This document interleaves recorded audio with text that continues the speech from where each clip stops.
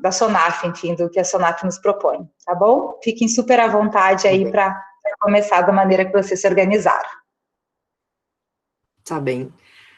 Bom, obrigado pelo convite. Eu já tinha conversado com a Bianca rápido, assim, a gente trocou. Essa semana participamos como ouvintes de uma banca e nós, louca para conversar uma com a outra, nos falamos depois só. A gente combinou para eu começar, justamente por questões dos aspectos locais, então eu já vou puxar aqui, se eu não vou...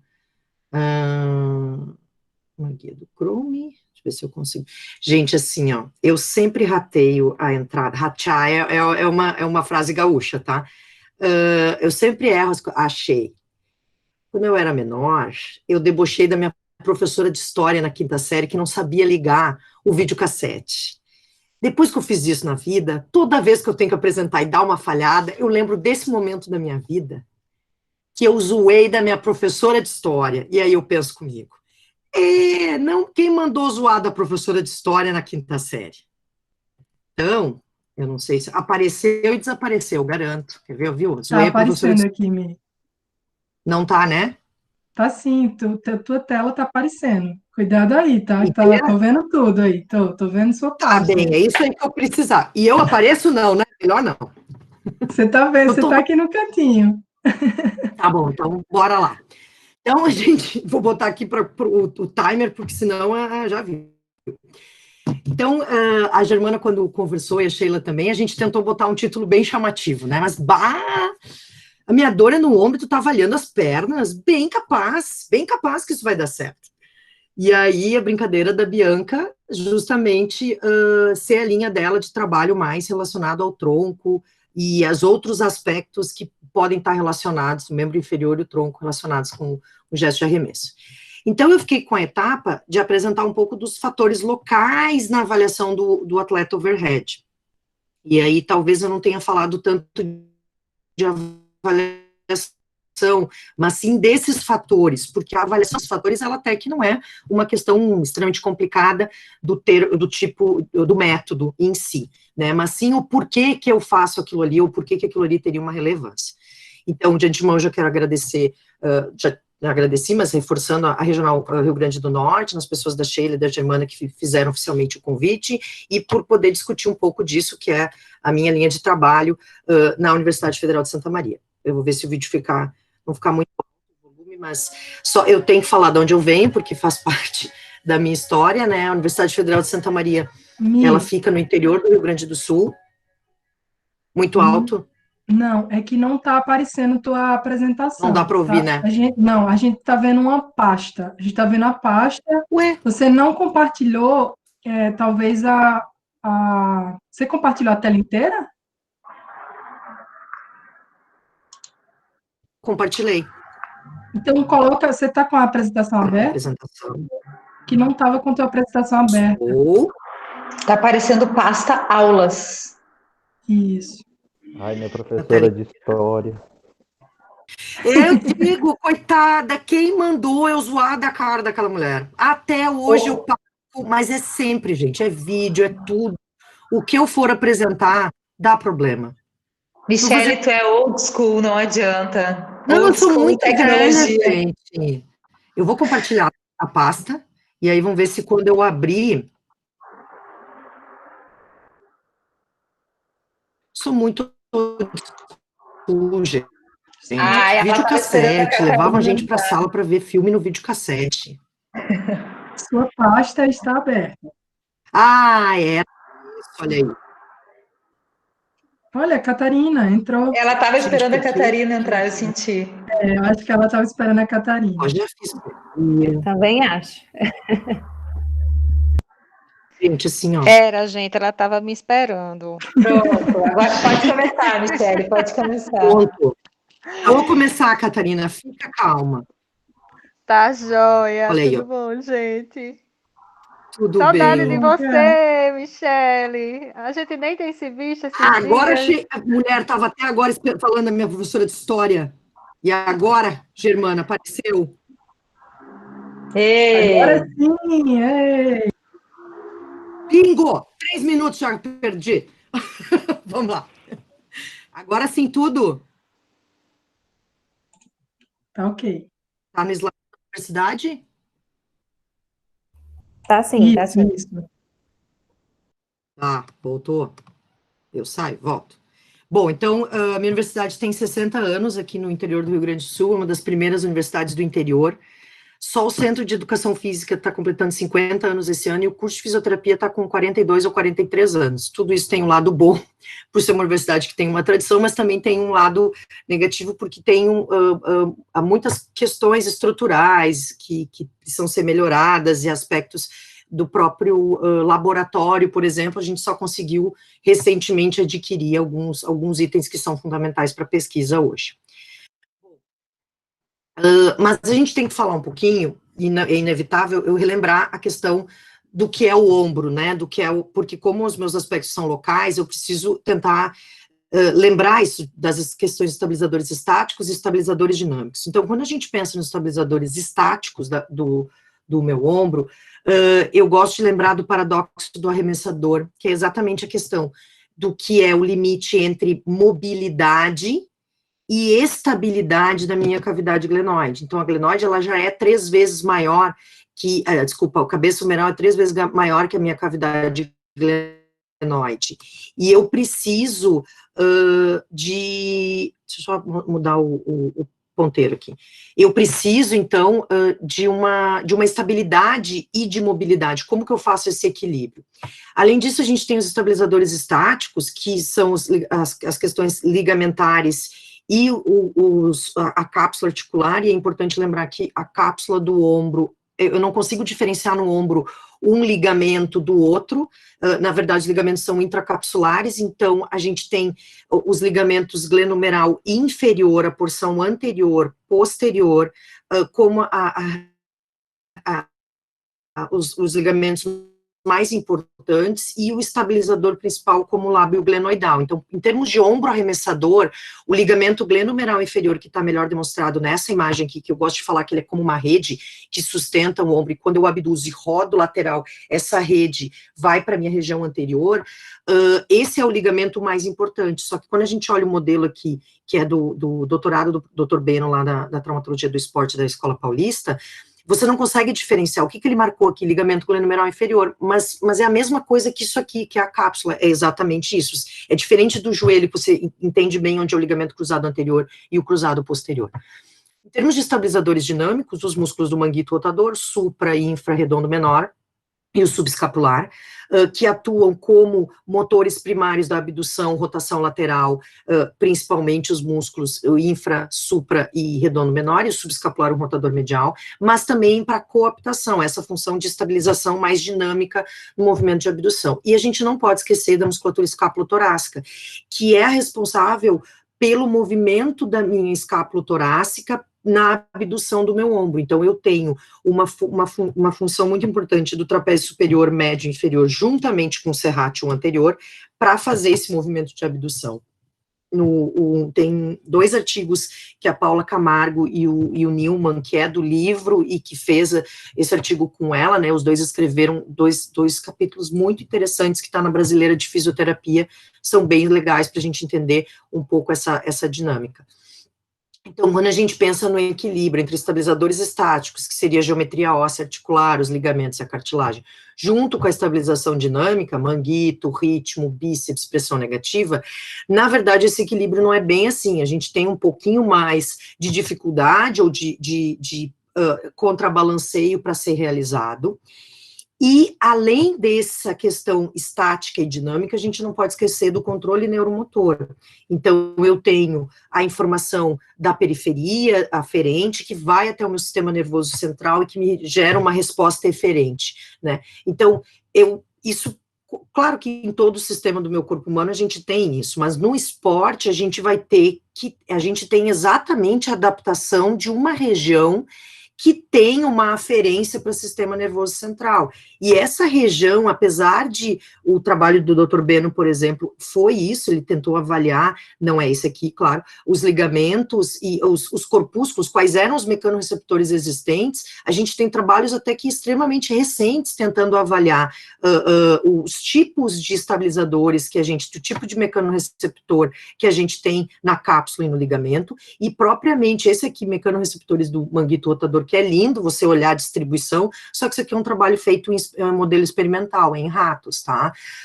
Então, quando a gente imagina a estabilidade articular desta maneira, na verdade, ela é um pouco mais complicada do que somente isso, e talvez ela se assemelhe muito mais a este equilíbrio quando eu tento enxergar o ombro do arremessador.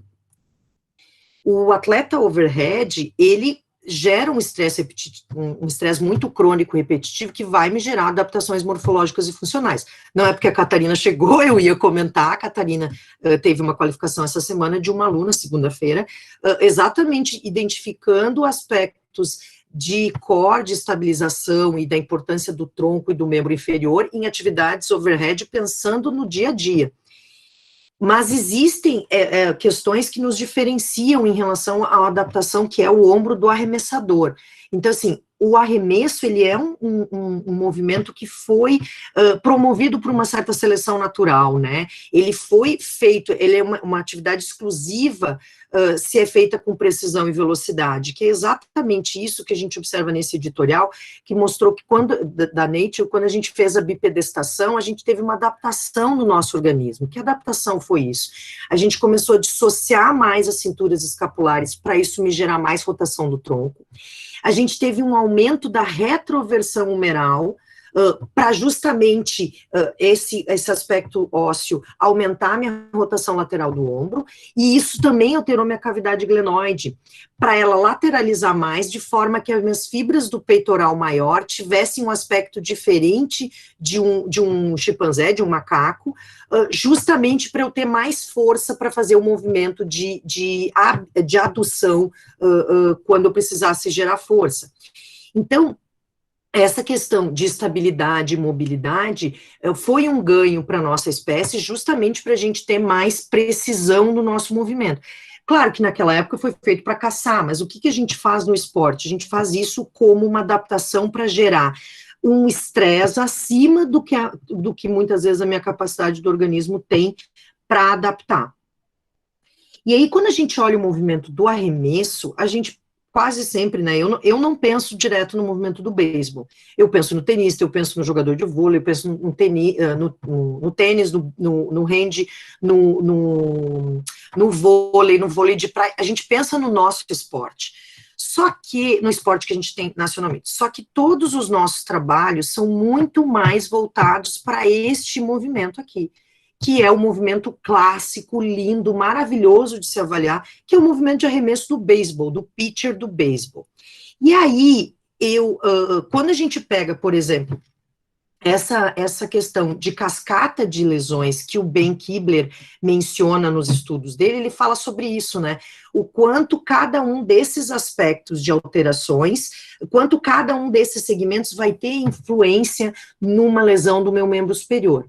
O Kibler foi um dos primeiros a falar sobre cadeia cinética para médicos, e eu percebi um pouco isso, que a partir do momento que ele citou isso nos artigos, os médicos começaram a falar isso nas aulas, porque é aquela coisa, a gente prega para convertidos, né, a gente fala para o nosso povo, e aí os convertidos que somos nós sabemos que existe uma cadeia cinética, mas a religião do lado de lá não sabe, no caso a medicina ou as outras áreas, porque eles não estudam o movimento humano.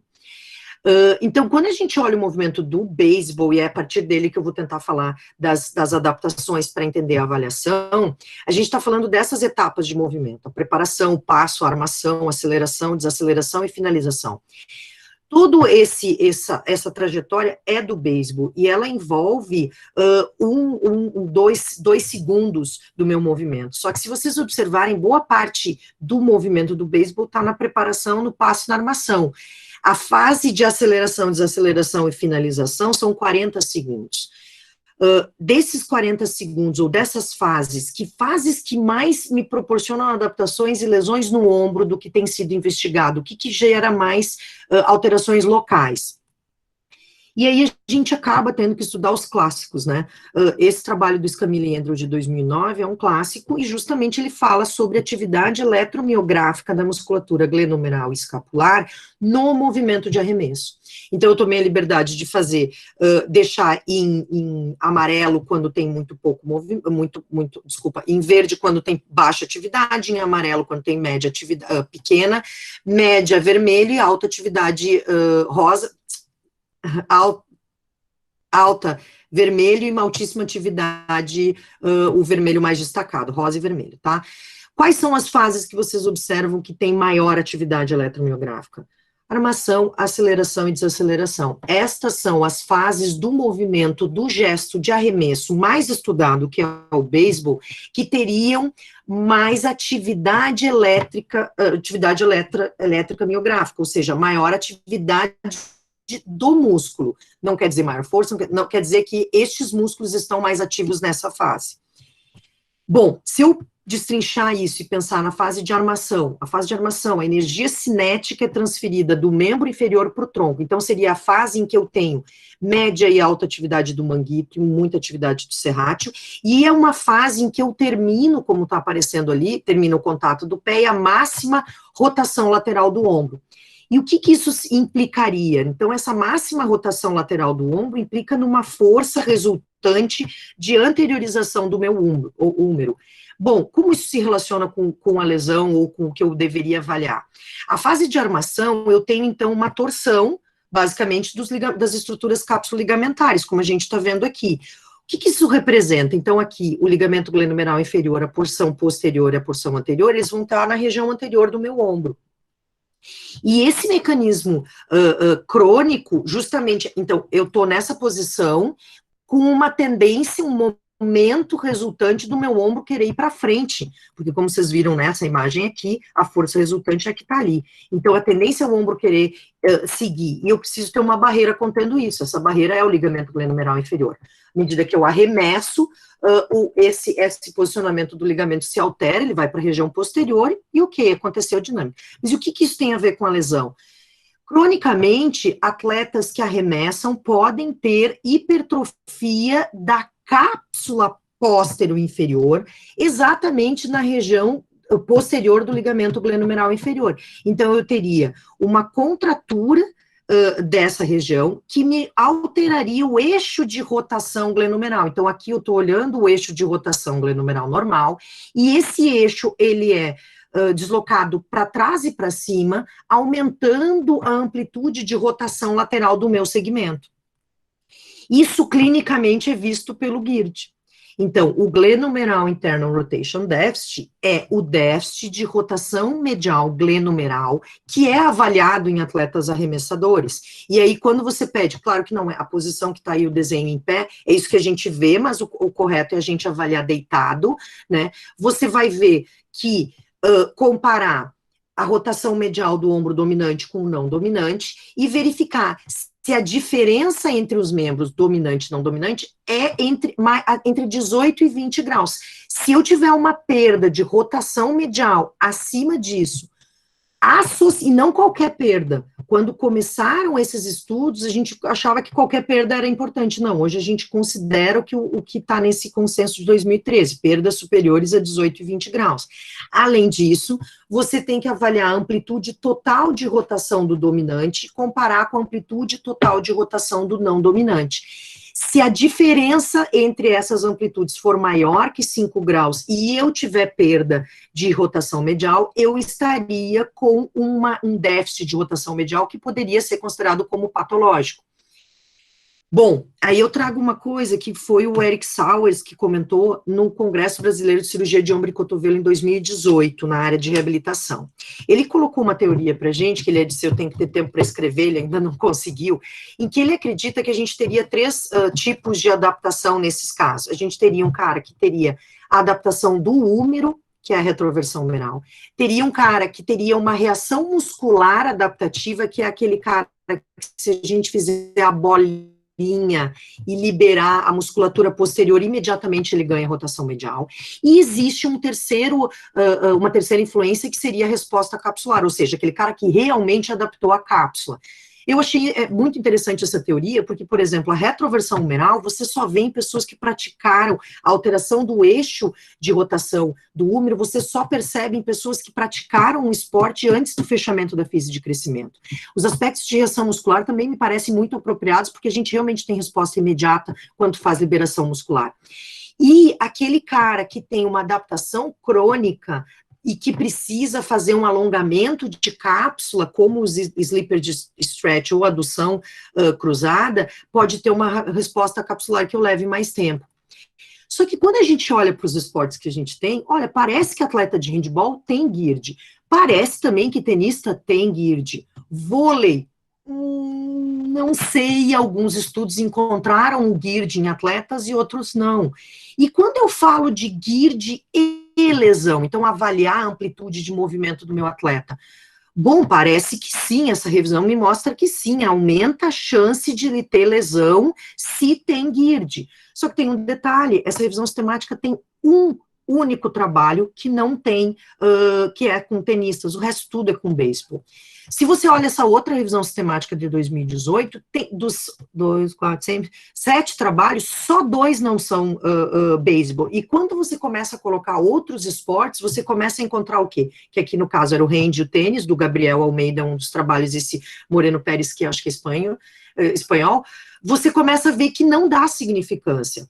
E a conclusão deles, eles tentam colocar aqui, olha, talvez seja, não bate, eu gosto da frase do Léo Costa, né, bola na trave não altera o placar, bateu na trave, não tem a favor da lesão. E aí, este ano, a Lori Michener publicou esse artigo de revisão sistemática com meta-análise, mostrando que se são atletas de beisebol, sim, parece que existe, então, 2 vezes mais probabilidade dele ter lesão no ombro, se ele tiver 5 graus de amplitude, né, de rotação lateral, olha como a rotação lateral está aparecendo mais. Evidência limitada para nadadores, esse trabalho de nadadores é bem interessante, mostrando que a rotação externa menor que 93 ou maior que 100 pode ser um fator de risco, e não tem evidência, ou ela é muito limitada, para avaliar, usar ela como um screen para handball, para softball, para vôlei, para tênis, como isso de determinar um fator de risco para essas lesões. Bom, então vamos ver outras questões, vamos ver a fase de aceleração ainda, a questão de atividade muscular escapulotorácica. E aí eu estou querendo falar, sim, que atletas com sintomas de impacto têm diminuição da atividade muscular do trapézio médio e inferior e serrátil anterior, e uma atividade muscular muito aumentada do trapézio superior. E que isso poderia gerar alguma alteração de padrão. É discinese? Olha, a prevalência de discinese escapular em atletas overhead, ela é tão grande quanto em não atletas. A gente tem um editorial que chamou uma revisão sistemática que chamou muita atenção por causa do título, né? A discinese escapular aumenta a dor no ombro em 43%. E essa revisão sistemática foi muito debatida com um editorial do Chris Littlewood da Diane Coles, em que eles mostraram que sabe o jornal quando quer chamar muita atenção a manchete é muito maior do que o dado. Aumento de risco é aumento de chance. Eles se questionam se a discinese é um fator de risco ou é uma adaptação.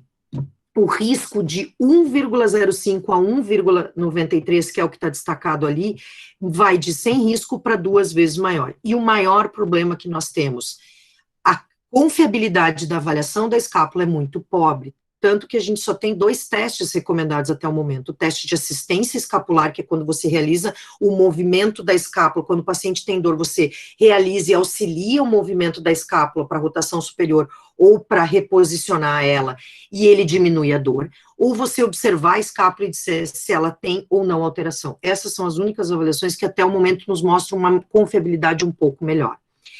Mas Bom, se você avaliar a musculatura escapular, você vai encontrar fraqueza e eles têm muita dificuldade. A gente fez isso aqui e os atletas têm muita dificuldade, muito fraco a musculatura, mesmo atletas que não tenham lesão. Muito fraca a musculatura escapulotorácica. E a questão da atividade glenumeral tem muito a ver com a minha força concêntrica para realizar o movimento e a necessidade de excentricamente eu desacelerar esse movimento também. Então, as etapas de armação e desaceleração têm a ver com exatamente o quanto eu tenho de força para liberar a bola e o quanto eu tenho que desacelerar para segurar meu braço. E aí eu entro em outro fator local, que é a razão muscular, a relação entre equilíbrio dos músculos rotadores mediais e de rotadores laterais do meu ombro. Convencionalmente, esses dois estudos nos mostraram o quê? Que a razão convencional, rotador lateral concêntrico sobre rotador, lateral concêntrico, medial concêntrico, seria entre 0,6 e 0,8. A razão funcional seria você usar a força excêntrica do rotador lateral junto com a concêntrica do rotador medial, o que deveria me dar um valor acima de 1, por conta da força excêntrica sempre ser superior. Alterações nestes valores poderiam me predizer ou colocar o ombro em risco de lesão. A recomendação seria buscar um equilíbrio. Só que o que a gente começou a perceber? Esse trabalho foi meu segundo estudo publicado, e foi com tenistas júnior brasileiros, e a gente tinha os 50 melhores do ranking. Esses atletas não tinham lesão, e quando você olhava o ombro dominante dele comparado ao não dominante, as razões convencionais e funcionais deles não estavam, a não ser a convencional que estava dentro do esperado, a não convencional, a funcional, estava abaixo do esperado, e eles não tinham queixo, mas é porque eles são júnior.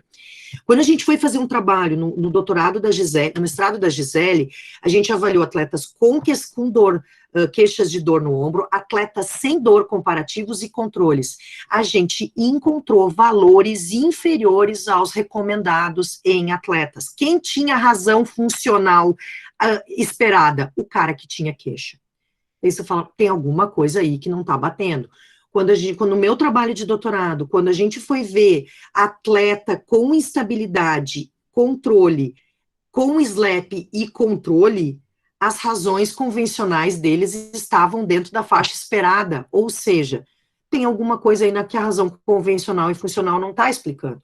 E aí, quando eu olho para o atleta, a força dele, atleta tenista, tem uma força do ombro dominante de rotação lateral que aparentemente é menor, e por isso que é óbvio que a gente não vai falar de prevenção, mas a gente trabalha preventivamente com exercícios de rotação lateral. Eles têm mais força de rotador medial, porque apesar disso está nos levando para... A gente tem aquela coisa, eu não consegui ainda identificar, ou a ciência não está me mostrando, mas como é que eu previno dor no ombro desse cara? A gente tem que pesquisar. Quando você olha para o atleta de handball, a mesma situação. O rotador medial no ombro dominante é mais forte, mas o rotador lateral, alguns estudos mostram que sim, outros que não. Quando a gente vai olhar o vôlei, parece que o tipo de avaliação tem alguma influência também, porque a gente tem a possibilidade de avaliação isocinética e a possibilidade de avaliação isométrica. Eu não vou entrar no mérito da posição da avaliação isométrica, a gente tem feito, a Catarina também nos trabalhos, a posição em abdução e rotação lateral, porque ela é mais parecida com o gesto, mas fora o trabalho da Inclusa, a gente precisa ainda mais de dados normativos, mas mesmo assim, a força, e aí você entra com a questão da força do rotador lateral no atleta de vôlei ser mais baixa no ombro dominante, lembrando que eles têm uma lesão muito específica, que é a lesão do nervo supraespinal, que gera perda progressiva, às vezes, de força do supraescapular e do infraespinal. E aí, será que a diminuição de força da rotação lateral é um fator de risco? Então, realmente, eu tenho isso? Olha, esse trabalho do Achenbach, de 2019, ele comparou 122 atletas contra 16 que tiveram lesão. E ele encontrou que a chance deles terem lesão aumentava muito se eles tinham tanto a força isométrica quanto excêntrica de rotadores laterais maior, isso tanto normalizado ou não pela massa corporal, e também o fator de risco como o ganho de rotação lateral e o GIRD maior que 7 graus e meio. Você fala, nossa, mas isso aqui é legal, então, para o handball. Pois é, só que o trabalho mais usado para falar desses 3 fatores locais, talvez seja esse do Benjamin Clarkson, de 2014, em que eles acompanharam 206 atletas durante uma temporada, 28% com queixas de dor no ombro e 12% com alterações com queixas consideráveis. E eles sim encontraram que o GIRD, a discinese e a força eram sim fraqueza de abdução, fraqueza de rotação lateral e amplitude total de movimento como fator de risco para alteração no ombro.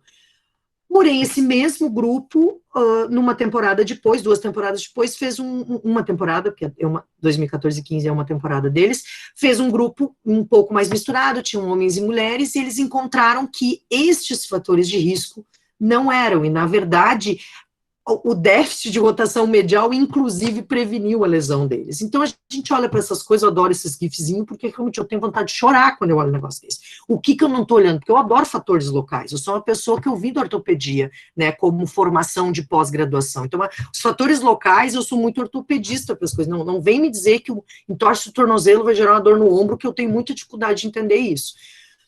Mas, talvez a gente esteja faltando elementos da cascata. O controle neuromuscular me parece ser uma coisa bem interessante de se olhar. Isso no meu doutorado também, a gente identificou que atleta com instabilidade tinha déficit de força, mas não de controle, e atleta com SLAP não tinha déficit de força, mas tinha déficit de controle. No trabalho de uma aluna minha de mestrado recente, de centro de posição articular em atletas de vôlei e handball, a gente foi avaliar o erro de reposicionamento em 92 atletas vôlei e handball. Comparamos posição baixa, média e alta de abdução, e rotações. O que a gente achava? Vai dar diferença na rotação, por causa do atleta. Olha que cacaca. A gente encontrou que as atletas de vôlei e handball, elas erram mais, elas têm mais dificuldade de acertar a posição do braço delas nas amplitudes média e alta. Ou seja, a amplitude que ela mais treina é a que ela tem mais erro para reposicionar. E o senso de posição articular é um teste proprioceptivo. Quando você vai olhar o que a literatura fala sobre isso, realmente parece que a revisão sistemática para estudos de instabilidade teriam questões de déficit de detecção de movimento, de senso de posição articular, mas a bagunça vira absurda quando a gente vai olhar dor no ombro. Porque a maioria dos nossos atletas que está em treinamento, ele não tem queixa de, meu ombro sai do lugar, eu tenho uma dor interna. Ele tem queixa de dor. E aí a dor, gente, bagunça muito mais do que a gente imagina, porque os fatores locais não são somente esses. Então, eu vou passando a bola já para a Bianca. Eu acho que realmente eu estou olhando o funil. Eu tô esquecendo de olhar o motor, que é o membro inferior, a transmissão, que é o tronco, e eu estou olhando só para as adaptações, até hoje, muito mais locais. Mas, essa tem sido o meu enfoque, mas a gente tem muita coisa para cima e para baixo para olhar. E talvez o que, como ciência, a gente não consegue é olhar tudo ao mesmo tempo, porque os testes são extremamente demorados, e eu não tenho dúvida disso. O que a gente tem tentado fazer, usar aquelas avaliações mais funcionais, mas também eu tenho dificuldade com elas, porque eu não sei o que exatamente um CK-teste me mostra potência, é mais o Y, eu gosto muito do Y mais do que o CK. O Y é o quê? O Y é que nem o Hope é Hope, não é potência, não é força, não é estabilidade, Hope é Hope. Acho que isso vai acabar acontecendo aqui. E, só para encerrar, eu queria falar que essa cascata de lesões tem... Será que a gente está olhando para tudo? Vou colocar aqui a rede de determinantes que a Natália, a Luciana e o professor Sérgio Fonseca mostram.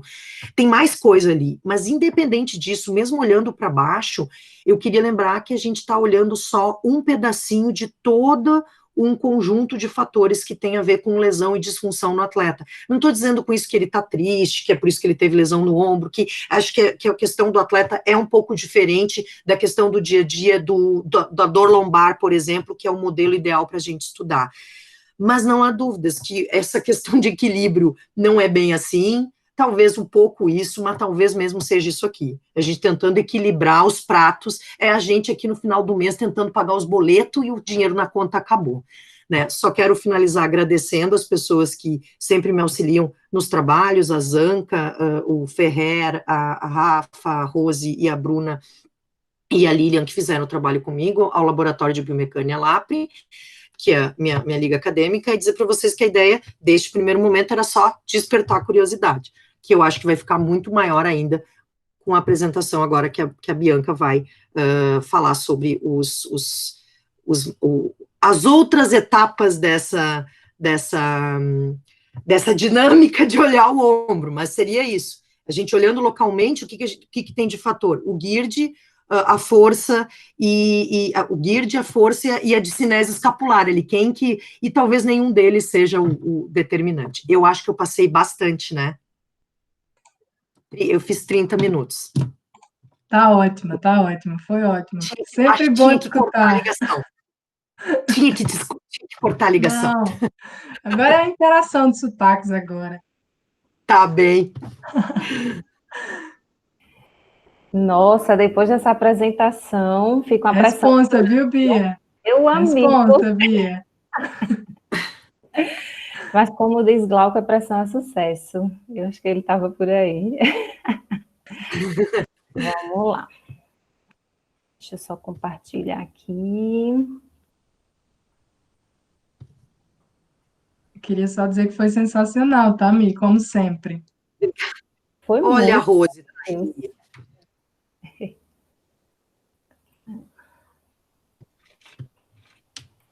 Espera aí, que eu não estou achando a janela.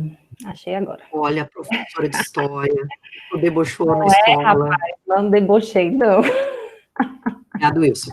Não, mas aí que tá. Eu lembro desse momento. Chamar um aluno para vir botar na TV, eu disse, ai, como é que essa mulher é tão boca aberta? Boca aberta, acho que é também gauchês, né? Boca aberta é o gauchês. Tão boca aberta que não consegue botar uma apresentação. Toma. Essa eu não conheço, não. Vocês estão conseguindo ver? Sim. Já, show de bola. Bem, então, dando continuidade, né? A Sheila já me apresentou no início, mas se chegou alguém, eu vou me apresentar rapidamente. Meu nome é Bianca Barros, sou fisioterapeuta, formada há 4 anos, sou uma professora em formação.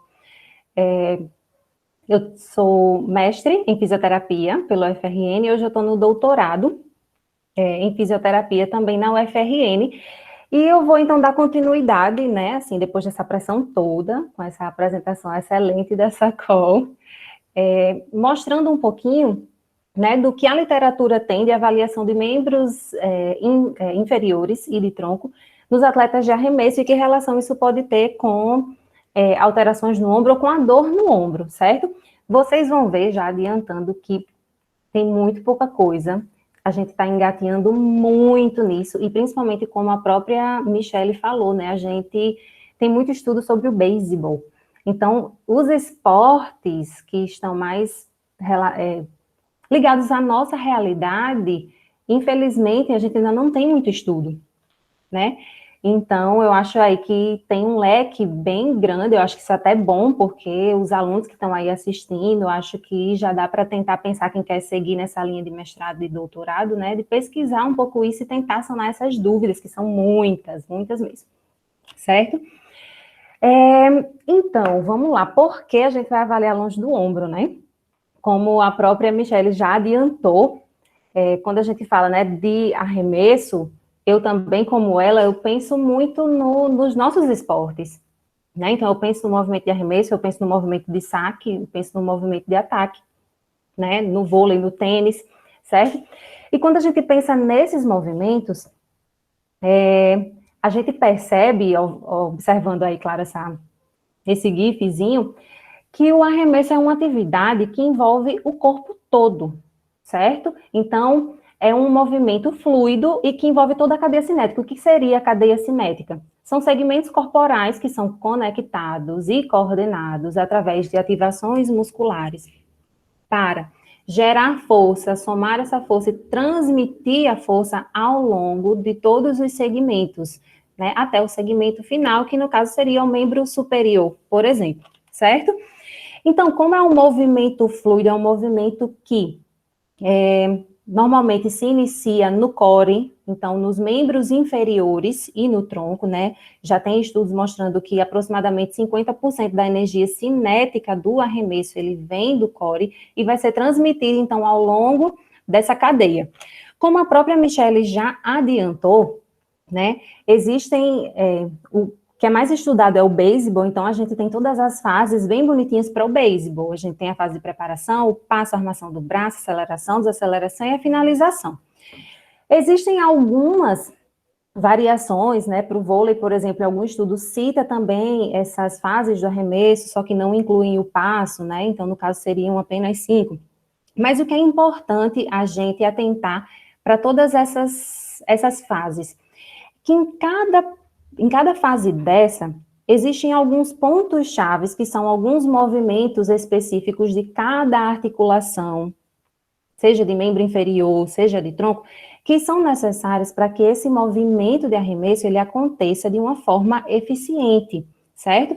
Por exemplo, e aí eu não vou destrinchar todos os movimentos, mas, por exemplo, na fase de preparação, a gente percebe aí que a gente vai precisar de ativação, né, isométrica principalmente, de estabilizadores de quadril para manter essa pelve nivelada, né, esse apoio unipodal. Meus flexores de quadril e de joelho também estão ativados, né, na perna oposta, como vocês podem ver. Na fase do passo, a gente vai precisar do quê aqui? O atleta vai precisar do quê? De mobilidade de quadril. Nesse momento, a perna de trás, ela está realizando rotação interna e a da frente, rotação externa. Então, se por algum acaso esse atleta ele tem alguma alteração nessa mobilidade, ou tem algo que está prendendo esse quadril está mais preso, isso vai dificultar, então, essa geração de força, já que a gente sabe que vem dessa região do core, e, consequentemente, vai acabar influenciando, né, ou sobrecarregando os segmentos mais distais e o ombro, principalmente. Isso foi visto para o arremesso, certo? Esses pontos chaves. O Kibler, que escreveu sobre eles, e escreveu principalmente também sobre o tênis, né? Aí a gente já consegue visualizar também um pouquinho mais, né? Infelizmente, eu não consegui organizar os slides, eu não queria dar a cola para vocês aqui, mas eu trouxe essas duas imagens só para vocês verem, né? Que movimento, se vocês observassem só as imagens sem a cola, que movimento de saque seria, assim, melhor executado, estaria sendo melhor executado por essas imagens. A gente percebe que a primeira figura mostra um movimento muito mais travado, né, bloqueado, enquanto o outro a gente consegue perceber uma fluidez. E aí, é aqui nesse segundo mesmo que a gente vai observar que os pontos chaves, né, então esses movimentos necessários em cada articulação, eles estão sendo bem executados. O atleta, ele está realizando uma flexão de joelho adequada, rotação de tronco, né, uma retração escapular, o quadril também, o quadril de trás, ele está um pouquinho caído, que é necessário também para dar essa fase de propulsão, certo? Então, se por algum acaso, né, e aí voltando para a primeira figura, que é o mecanismo de saque que não seria tão adequado, o que acontece se algum dessas articulações ou desses segmentos não estiverem fazendo a função que deveria fazer? Infelizmente, o que vai acontecer é que a gente vai sobrecarregar outros componentes da cadeia, né? E, eventualmente, também, isso vai predispor o indivíduo a alguma lesão. Kibler também, ele já observou que uma diminuição de 20% da energia cinética que vem do quadril e do tronco, se houver essa diminuição, isso vai exigir do ombro um aumento na velocidade rotacional de 34%, de forma que esse ombro consiga entregar a mesma força resultante para a mão. Então, se eu já tenho eu sempre consigo realizar um arremesso, ou o meu saque, o meu ataque com uma determinada força, de alguma forma, o meu core, ele não está conseguindo mais transmitir essa força. Se eu quero finalizar com a mesma força que eu estava antes, eu vou precisar exigir mais dessa estrutura que é o ombro, certo? E aí, é importante, então, que todas essas estruturas da cadeia cinética, elas tenham uma boa flexibilidade, uma mobilidade também adequada, boa força, boa resistência muscular, para que nenhum dos pontos sejam prejudicados, né, ao longo desse movimento tão complexo que é o movimento de arremesso. E aí, baseado nisso, eu vou trazer para vocês, né, alguns estudos que estão tentando ver algumas dessas relações, né, da cadeia cinética com alterações do ombro, tá? A gente vai começar, então, com o tronco, esse estudo aqui. Avaliou 62 indivíduos de vários esportes overhead, incluindo beisebol, basquete, softball, até natação, se eu não me engano. E eles avaliaram o equilíbrio unipodal, como mostra a foto, de olhos fechados, o tempo de equilíbrio. Eles observaram que no grupo que apresentou disfunção do ombro, né, eles apresentaram, eram 14 indivíduos com disfunção contra 48 saudáveis, e esses indivíduos do grupo com dor apresentaram um menor equilíbrio, um menor tempo de equilíbrio unipodal. Além disso, um outro estudo, já mais recente, da POGET, avaliou a resistência de tronco para extensores de tronco, flexores de tronco e flexores laterais de tronco. Eles avaliaram atletas de handebol, de softball e de beisebol, 30 saudáveis e 25 atletas com dor no ombro, e eles encontraram também no grupo com dor uma menor resistência dos flexores laterais. E aí eu vou trazer também para vocês um dos achados do meu estudo de mestrado, como Sheila falou também, eu até acabei esquecendo de falar, o meu objeto de estudo foi exatamente, né, avaliar os aspectos funcionais do complexo do ombro, do core e quadril, em atletas de arremesso com e sem dor. Então, a gente conseguiu avaliar 41 atletas de vôlei e handebol, 20 sem dor e 21 com dor. Nós avaliamos a resistência, assim como a POGET, e também encontramos algumas alterações. No nosso caso, nós observamos uma menor resistência de flexores e de extensores de tronco no grupo com dor. Além disso, nós também avaliamos a força de extensores de tronco, de flexores laterais de tronco e de rotadores de tronco. E observamos uma menor força isométrica dos extensores de tronco. Então, aí a gente já começa a perceber, né, algumas alterações ao longo da cadeia cinética e principalmente nesses indivíduos que apresentam dor. E aí a gente volta um pouquinho lá para aquelas fases, né, do arremesso, que a gente sabe que essas musculaturas vão ser fundamentais para o processo de geração de força, de transmissão de força. No momento da armação, os paravertebrais eles vão estar bem ativados para realizar aquela hiperextensão lombar. E aí, ao mesmo tempo, os oblíquos, eles também vão estar ativados excentricamente para evitar que essa hiperextensão seja excessiva. No momento que eu vou realizar a aceleração, eu vou precisar dessa ativação do reto abdominal, da minha musculatura abdominal também, para realizar esse movimento de flexão de tronco, de rotação de tronco também. E também já foi observado que os flexores laterais também são importantes, e eles vão estar ativados em todo o momento do arremesso, certo? E a gente sabe que esses atletas, eles precisam produzir força e precisam também, né, manter essa força, então ter essa resistência ao longo de uma partida, né, que muitas vezes demora bastante. Então, se em algum momento eles não têm essa capacidade de produzir, de manter essa força, infelizmente, eles podem também estar mais predispostos a desenvolver lesão e acabar sobrecarregando, principalmente o ombro. E aí, finalizando já um pouquinho o tronco, certo? Nós temos esse outro estudo que avaliou atletas de handebol. E eles avaliaram atletas com instabilidade de core e sem instabilidade de core. E eles observaram que os atletas com instabilidade, eles têm uma velocidade, né, do arremesso, quando eles avaliaram todos os segmentos, tanto a pelve quanto o tronco, húmero e antebraço. Os que tinham instabilidade tinham uma velocidade mais lenta. uma menor velocidade. Então, consequentemente, isso pode influenciar na geração de força, eles podem gerar menos força e também alterar a performance. E se de alguma forma eles querem melhorar essa performance, mas o tronco dele ou o core dele não está conseguindo gerar, provavelmente ele pode prejudicar o ombro dele. Além de todas essas alterações de tronco, né, e a gente viu que os estudos são poucos, alguns também têm visto algumas alterações em quadril, principalmente de amplitude de movimento, certo?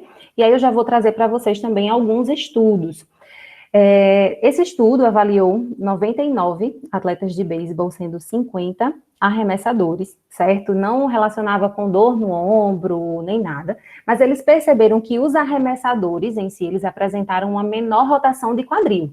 A gente viu lá, né, que eles, principalmente os arremessadores, eles precisam ter essa boa mobilidade. Tá, mas não relacionou com dor, vamos ver outros estudos.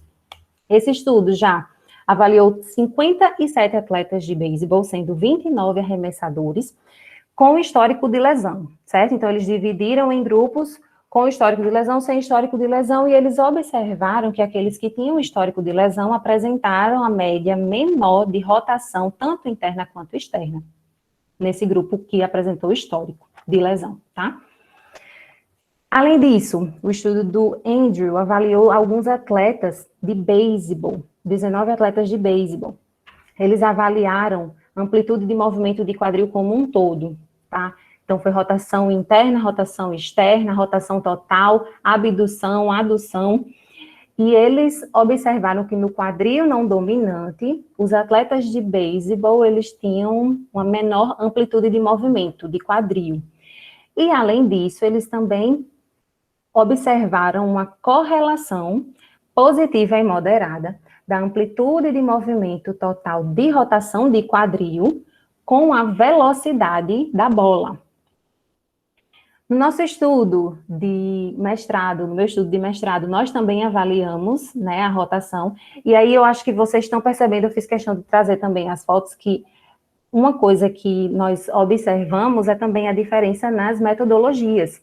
Tem um outro estudo que eu acabei nem colocando aí, mas que ele avalia também a rotação de quadril passiva também de uma forma diferente. Então, assim, existe essa discrepância ainda. E no nosso estudo, né, dos nossos atletas de vôlei e handebol, nós percebemos que no grupo com dor, eles apresentaram uma menor rotação interna de quadril.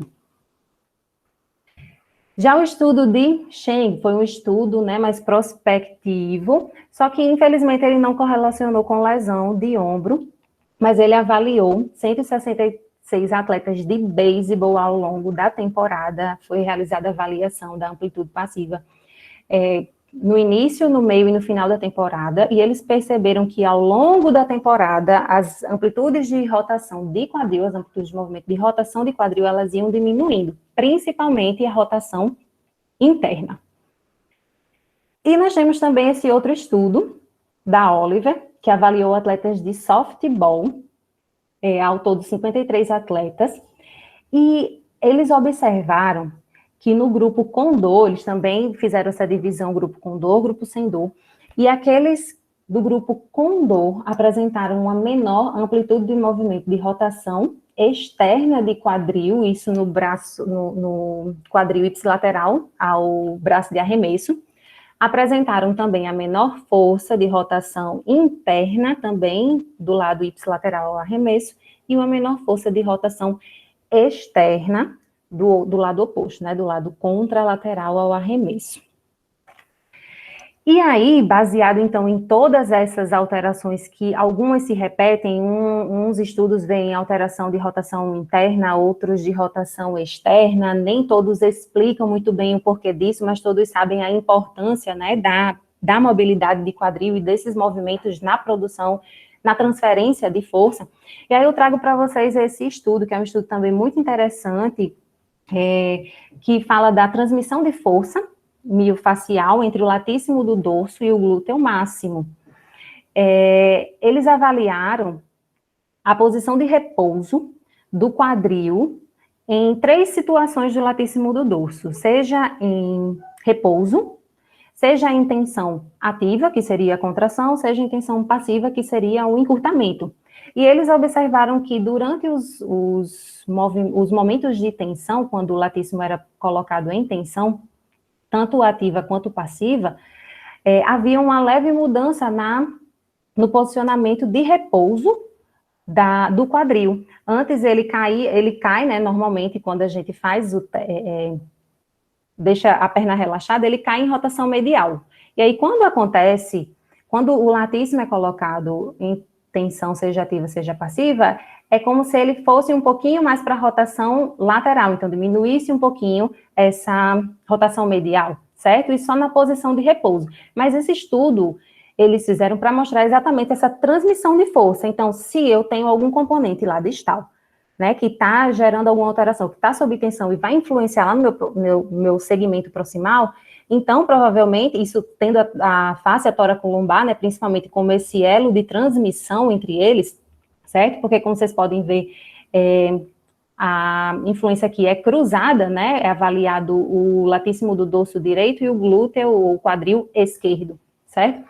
Então, se eu tenho essa alteração distal, que vai me gerar alteração proximal, então provavelmente algumas alterações proximais também, aí eu remeto àqueles testes de avaliação, podem também influenciar nesse segmento mais distal, certo? E aí tendo principalmente, né, o latíssimo do dorso, que vai fazer essa transição e vai chegar até o ombro.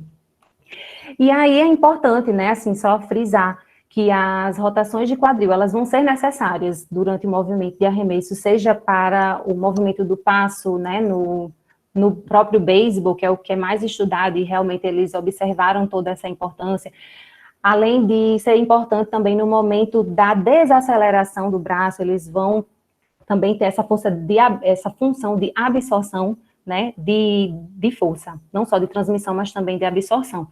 E é importante, né, toda essa avaliação de força e de amplitude de movimento de quadril, né, já que a gente sabe que ele vai ser importante para essa transferência da energia cinética. Um outro fator também que foi observado em alguns estudos foi o controle neuromuscular, né, dinâmico. E aí eu trago para vocês o teste de equilíbrio Y ou o teste da estrela modificado, certo? Que avalia exatamente esse controle neuromuscular de membros inferiores e de tronco. Para uma execução adequada do teste é necessário, então, que haja uma boa força, flexibilidade, propriocepção, certo? E aí eu volto, né, um pouquinho para o estudo da Poget, eu não quis passar tudo, porque eu achei melhor dividir em tronco e quadril, e agora vamos juntar os dois. Eles observaram, no teste de equilíbrio Y, só assim, para quem não conhece o teste, o indivíduo realiza, o teste é um alcance em 3 direções, na direção anterior, na direção póstero-medial, como mostra a parte B, e a direção póstero-lateral, e aí a pontuação ela vai ser normalizada pelo tamanho do membro do indivíduo, e existe a pontuação composta também, que é a soma dos 3 alcances, certo? E a Poget, né, com seus colegas, acabou encontrando um menor alcance póstero-medial, póstero-lateral, e uma menor pontuação composta nos atletas de arremesso do grupo Condor. E da mesma forma, nós também avaliamos, né, no meu mestrado, utilizamos esse mesmo teste, e de maneira semelhante, nós também encontramos um menor alcance póstero-medial e pontuação composta, e um menor alcance também anterior, certo? Isso tudo no grupo Condor, tá? E aí, o que é que isso pode nos dizer? Que, de alguma forma, como nesse teste a gente precisa, né, de força, precisa de flexibilidade, precisa, né, de propriocepção, a gente precisa também, então, tentar buscar quais desses fatores que podem estar alterados, então, nesse teste. Seria a ativação, ou, sei lá, a força de estabilizadores de quadril? Muito provavelmente, já que ele precisa também estar bem ativado, né, aí durante essa realização do teste. Mas será que a mobilidade de quadril também não vai ter influência enquanto eu faço esse teste, e aí ainda não foram feitas correlações com isso? O que é que pode também estar influenciando nisso daí, certo? E com isso, né? Eu espero que vocês viram que foi muito curto. Nós temos muito mais assim a se estudar com relação à cadeia cinética, né, no arremesso, porque é algo que está faltando bastante quando a gente fala de esportes, mas da nossa realidade, porque no beisebol tem muito e os principais estudos sempre são deles, mas acho que já está na hora da gente tentar mudar isso, certo? Mas com isso eu espero que vocês tenham entendido também um pouquinho dessa importância de avaliar outros fatores que não sejam apenas no ombro, né? Avaliar a força, a flexibilidade de quadril, força de estabilizadores de quadril, de rotação de quadril, ver quais os componentes que podem também estar alterados. Força de resistência de tronco, equilíbrio dinâmico, e com isso, né, é importante, então, que a gente faça uma avaliação completa do nosso atleta. Importante também a gente explicar o porquê dessa avaliação, né, como o atleta pode chegar, tá, e tu vai avaliar minhas pernas, minha dor é no ombro, o que isso tem a ver? Não tem nada a ver. Mas, querendo ou não, a gente já está começando a observar algumas associações, a gente ainda está engatinhando muito, a gente tem muito a crescer aí, certo? Mas, só para deixar claro, né, às vezes a dor também do atleta pode ser no ombro, mas as alterações podem também estar um pouquinho mais distantes, não que não tenha nada no ombro, às vezes tem sim. Mas vamos tentar ver um pouquinho mais distante também para conseguir entender. Acho que a gente tem que entender, principalmente, assim, a cadeia cinética, né, da modalidade que a gente trabalha, para a gente conseguir entender essas alterações. É isso. Agradeço muito a vocês o convite, por estar participando, né, desse momento. E aí, agora, acho que a gente quer ouvir, né, também de vocês, quais as experiências de vocês com isso, e principalmente com relação à cadeia cinética, já que é algo que é muito pouco estudado e observado, se alguém tem alguma opinião contrária, né, ou se é como a Sacol, não, eu só vejo o ombro, não consigo visualizar isso, ou eu estou viajando demais, assim, né, o que a gente pode trocar de figurinhas aí. Valeu, pessoal.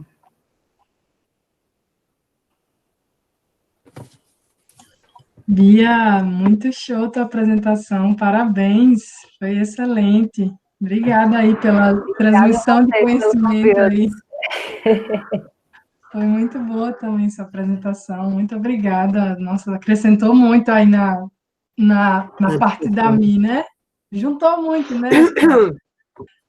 Esse eu acho que é bem interessante, Bianca, o que tu colocou, até porque é a tua prática, né, foi a tua realidade ali do trabalho. Eu lembro, agora quando tu estava falando, me veio na memória a qualificação, eu acho que tira isso, a menina ia avaliar do dedão do pé, eu digo, tu vai ficar 4 horas avaliando uma pessoa. Catarina, por conta disso, né, a gente tem um tempo restrito, gosta de algumas avaliações, mas a maioria das vezes ele não gosta, ele tem pavor daqueles testes pré-temporada. A única chance que a gente tem é que a gente não faça o teste ergoespirométrico máximo, o resto ele odeia tudo que tu propor. Quer dizer, fora aquele de campo na esteira, que eles mais odeiam, os outros eles até que vão mais ou menos, mas eles têm pavor. Ele fala, tem teste. Pô, o Scatoni pode dizer porque é verdade, eles odeiam, a gente só perde para o teste da esteira, então a gente está em segundo lugar dos testes que eles gostam menos, mas eles não gostam, a verdade é essa. Agora, pode entrar lá no ovinho e fazer nada, eles adoram, né? Só ficam com medo do resultado. Mas eu já vou aproveitar aqui, porque para já puxar um pouco da discussão e tal, e se me permitem, né? Só para me defender. Não é muito legal, Bianca, porque assim, ó, até o quadril eu acho que dá para eu conseguir olhar. Baixou um pouco mais eu quero dizer assim, aquilo que às vezes, aquela visão mais holística, que a gente pode dizer. Não, ele torceu o pé e tá dando um problema no ombro. Tu fala, me faz a relação até lá em cima, que a gente sabe que existem algumas correntes, eu não tô dizendo que é assim, mas algumas correntes, não, porque altera, daí roda, daí tu fala, não, gente, se tu... Por que eu digo isso? Porque eu convivi muito tempo com a ortopedia, e a ortopedia ela fala, né? Eles, claro, eles têm a dificuldade, e eu, às vezes, tenho, eles olham ou o ombro, ou o joelho, ou o quadril, ou o cotovelo. O trabalho ali do Sérgio Fonseca é super interessante, né? De mostrar o quanto essa cadeia, isso já é um passo para a gente tentar mostrar, porque, por exemplo, fáscia é uma coisa que eu fui dar uma aula uma vez, eu encontrei uma figura no Néter, e só queria dizer uma coisa, eles não abrem Bienfait, tá? Eles abrem Néter, eles nem sabem quem é o Bienfait, então a gente tem que falar, às vezes, e infelizmente, quem trabalha com a linha de fáscia sempre foi muito o francês, né? Então, é uma coisa que eles não entendem, não concebem bem, que vai demorar um tempinho para eles começarem a enxergar outras coisas. E uma das coisas só que me chamou a atenção dos trabalhos é que é a mesma coisa, assim, ó, o atleta tem guirde, atleta tem cinese, tá. Quem tem guirde vai ter lesão. E aí, Bia, eu percebi assim que neste momento a gente está recém dizendo, ó, o cara que tem dor no ombro tem fraqueza do rotador do quadril, tem fraqueza do tronco, mas o prospectivo de causa e efeito, a gente ainda fica, quem veio primeiro, o ovo ou a galinha, né? E a outra coisa que sempre me chama muito a atenção quando eu olho imagens diferentes, porque é legal quando vê outra aula também por isso. Como é fácil estudar o beisebol, né, gente? O cara tá paradinho, não tem contato com outra pessoa, ele tem que olhar à distância, né? Então, o gesto, eu lembro por conta da Zanca, quando a gente foi fazer o mestrado dela, ela queria trabalhar com instabilidade, aquela microinstabilidade, que o cara não chega a ter, que é o ombro do arremessador perfeito, né, lindo, que é aquela estabilidade pequenininha, que daí gera uma dor e tal. E tem uma outra coisa que eu vou jogar aqui também, que eu acho bem importante. Por exemplo, os meus trabalhos de mestrado, doutorado, do doutorado, mestrado não fiz isso, no doutorado, e mesmo no ambulatório do esporte, do ombro do atleta, que eu fiquei bastante tempo, a maioria dos casos que aparecia eram os casos agudos, traumáticos, de instabilidade e de SLAP. E o cara com dor no ombro, ele só vai procurar atendimento quando ele está muito mal. E aí vem a questão do que é, também do dor, que eu tentei mostrar num slide de propriocepção ali, o quão bagunçado é entender o que está acontecendo com os fatores de quem tem dor, comparado com uma lesão que tu olha, a instabilidade, a cápsula ligamentar se foi e o ombro não fica estável, que é como eu pensar, dor anterior do joelho, tá aí o Scatone para falar, e lesão de ligamento cruzado anterior. Cara, com lesão de ligamento, as coisas são bem diferentes, né, e claro que tem fatores em comum, mas o cara com lesão do ligamento cruzado anterior, muitas vezes, dependendo do tipo de esporte, ele não consegue voltar, é a mesma coisa do instável, e o cara com dor, ele fica, até ele não aguentar mais, ele troca de esporte, ele troca de posição, ele diminui o rendimento, mas ele só para quando não tem mais condições mesmo. A Tony quer falar alguma coisa, que eu já abri aqui e fiquei discursando. Eu quero parabenizar. Vocês estão me ouvindo só? Porque meu microfone estava zoado. Ah, tá. Então, quero começar parabenizando. Eu escutei a sua história da sua professora de história, Michelle, e eu acho que o karma é uma coisa que você tem que tomar cuidado, porque ele volta às vezes para te assombrar. Mas, brincadeiras à parte, parabenizar vocês duas. Eu achei que foi excepcional a apresentação das duas, eu achei que se complementaram muito bem, e eu acho que é um tema que é tão relevante para a gente trazer para um debate, né? Eu acho que é muito importante o pessoal que está aqui da clínica também colocar as experiências para a gente discutir um pouquinho, mas para jogar um pouquinho de lenha na fogueira, porque discutir, eu acho que, assim, são reflexões muito importantes essas que você colocou, Michelle, a questão da dor, questão com lesão por sobrecarga, o atleta ficar tentando superar, mudar um pouco o desempenho, tentar mudar um pouquinho o gesto dele, tentar se adaptar, tentar jogar em outra posição. Eu vejo muito isso com as tendinopatias que aparecem para a gente de membro inferior, né? E aí o que eu queria colocar aqui para vocês é, assim, talvez seja uma provocação, talvez seja uma curiosidade minha que a gente poderia debater aqui, é a questão de se a gente for selecionar agora testes funcionais ou testes que são os testes que a gente acha que são os mais importantes, que a gente vai tentar realmente fazer um screening de acordo com o que a gente tem visto aí na literatura, levando em consideração tanto fatores locais quanto fatores da cadeia cinética, o que a gente deveria fazer pensando em otimizar o tempo e, ao mesmo tempo, identificar ali fatores que vão, de fato, ajudar a gente a identificar o maior risco de lesão. O que vocês pensam sobre isso? Eu acho que, indo também para esse teu lado, Rodrigo, não só fazer um screening decidindo quais seriam os mais importantes, que eu acho que isso é fundamental, mas na maneira da execução, de como executar eles, né? Porque nem como a Bianca falou, como a Bia falou, em relação a quadril, que tem uma variação na literatura, a gente encontra uma variação muito grande para tronco também, né? Então, assim, eu, pelo menos, a minha maior dificuldade, assim, na clínica, né, que você sabe que eu sou clínica, de que maneira executar o teste, assim, tá? Elegi, então, aquele teste, vamos avaliar os flexores laterais, mas e aí, vamos fazer por meio de prancha? Ou vamos fazer por meio de isometria, né? Essa que é a minha grande dúvida, assim, isso que eu queria também colocar em discussão. Não só quais os testes, mas de qual seria a melhor maneira de realizá-los. Bia, tu quer começar? Pode começar. Eu vou falar da minha experiência. Eu tenho uma fixação com o GIRD ainda, tá? Não sei se é pelo rotador medial, se é pela rotação medial, ou se é pelo rotador lateral, porque eu sou da época, tá? Eu sou da época, agora eu vou ficar velha mesmo, que se falava que o ombro era instável por conta do ganho de rotação. Tá? Então, eu sou velha, eu sou da época dessa teoria, da minha graduação é essa teoria. O GIRD foi surgir depois. Então, eu tenho ainda um apego pelo GIRD. E como ele disse que a evidência era limitada, eu ainda faço GIRD porque é rapidinho, Scatone, né? Não é um troço tão demorado assim, tu deitar o cara, faz amplitude ali rapidinho e vai, sabe? Não é uma medida tão difícil de ser feita. Então, eu acho que o GIRD valeria. Eu não olho cinese. Eu não olho. Eu já tentei avaliar, eu achei muito ruim, eu não confio no que eu vejo, não confio no que o outro vê, eu falo, deixa aí, deixa ela aí. Sabe, é como eu tô olhando agora, tu vai ficar bravo, valgo dinâmico, né? Fala assim, oi, e aí? Né? Tu fala assim, tá, e aí? Quanto tá?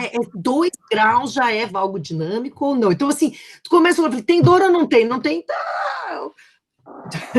Tô pegando aqui algumas coisas. Mas, não, eu olho o GIRD e eu acho que a força, eu ainda sou da força isométrica avaliar. Tá, eu não tenho mais, eu vou ter isocinético em alguns meses, se Deus quiser. Eu tenho ele, tá encaixotado, tem que instalar. Aleluia, irmãos! Tá faltando chegar o estabilizador. A gente quer 3 estabilizadores a 15 mil reais. Isso não existe, né, gente? Ninguém vai vender. Calma, o outro já botou a blusa do Flamengo, ao fugir. Não é Flamengo, é Fluminense. Então, o GIRD, eu faria isométrico aqui. Acho que faria força isométrica. Dos testes funcionais, eu não gosto de secar. Eu sei que ele é o que tem mais coisa para mostrar, mas ele não, assim, ó, eu já fiz ele com, ele não me mostra nada de diferença. Faria, talvez, arremesso no lateral de medicine ball, que é um teste rápido, porque tu tem uma bola pesada. O Y, o membro superior, eu ainda também tô achando, ele mostrou algumas coisas para nós, mas o que é aquilo? A gente não tem a mesma conhecimento que a gente tem para membro inferior, como a Bia comentou, o Y de membro inferior faz rápido, bom de fazer, me dá uma ideia geral do membro. Tu vai dizer assim, ele tem mais distância no anterior, e agora eu não vou dizer em relação a isso. Então, de membro superior, o GIRD, e eu não elimino esses dois, e eu uso escala, eu gosto de escala. Eu uso as 4 perguntas do DASH, que são só 4, e tem uma parte do Pain Shoulder Score também, que dá para usar com o atleta arremessador, que é a parte de dor, para saber se o cara tem dor ou não. Então, é rapidinho, ele responde e tal. Vou passar a bola para a Bia, já dizendo, Bia, que eu trabalho, a Rose, não sei se foi embora, a Rose está aí. A Rose fez o trabalho com força isométrica do tronco. A gente ainda tem que analisar esse dado, a Germana vai colaborar, ela já sabe. Legal. O Ferrer fez com resistência, que é a dúvida da Sheila.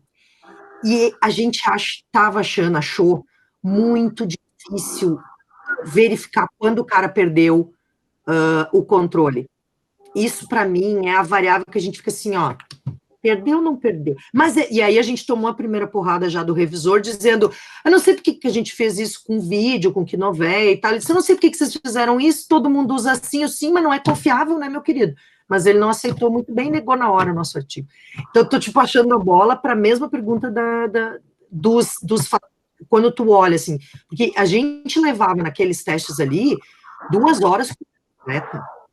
Isso, a gente fazia própria, fazia tronco, fazia não sei o que, não dá. Então, mas se tiver que fazer... Aproveitando o gancho aí, Mi, como que você vê essa questão da avaliação dos músculos periescapulares? Porque acho que foi o trabalho da Bia também, Bia, que não viu diferença, não foi, Bia? Entre quem tinha ou não dor, né? Serrátil, trapézio médio, inferior. Eu avaliei nas atletas, tá? Avaliei, aumentou o tempo da minha avaliação. Eu não analisei o dado, mas elas, pela tendência, elas eram mais fracas no membro arremesso. Eu não trabalhei com atleta com dor, né? Eu não tinha, assim, eu trabalhei com 90 e poucos atletas, mas era geral, não tinha dor, né? Atleta juvenil, juvenil e infanto-juvenil, que é a categoria que eu tenho aqui. Fraqueza eu vi, não vi, mas também aumenta muito o tempo de coleta e elas são muito fracas, é absurdamente fraco, trapézio médio, inferior e serrátil desses atletas. Trapézio superior é absurdo. Michele, você já leu alguma coisa do esportivo? Eles fazem um gesto esportivo tão potente, eles fazem uma força tão grande na cadeia cinética, eu fico pensando por que diabos eles têm fraqueza na musculatura escapulotorácica, eles usam tanto no gesto esportivo, né? Assim, e a pessoa não tem dor, então, assim, não tem um motivo claro na minha cabeça para ele não ter força muscular nessa musculatura. O que você pensa? Você viu alguma coisa já? Scatone, qual é o motivo de alguém errar mais o ângulo que treina? Como é que acertam mais o braço lá embaixo e menos no ângulo que eu falo assim, ui! Sabe assim, toda vez que eu tenho uma hipótese, pode saber que ela vai dar errado, vai ser exatamente o contrário.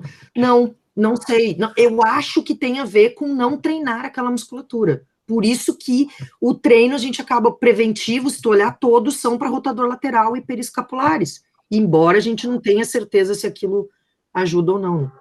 Bia fala, senão não vai dar. Mas será que a resistência também não tem alguma influência? Porque a gente sempre foca muito na força, né, dessa musculatura. Será que a resistência dela também não pode estar? A banca, como ouvinte essa semana, a Catarina mostrou uns testes muito... Nícia mostrou uns testes muito interessantes. Você viu, né? Um golinho aqui. Ai. Falando então um pouquinho, né, desses testes,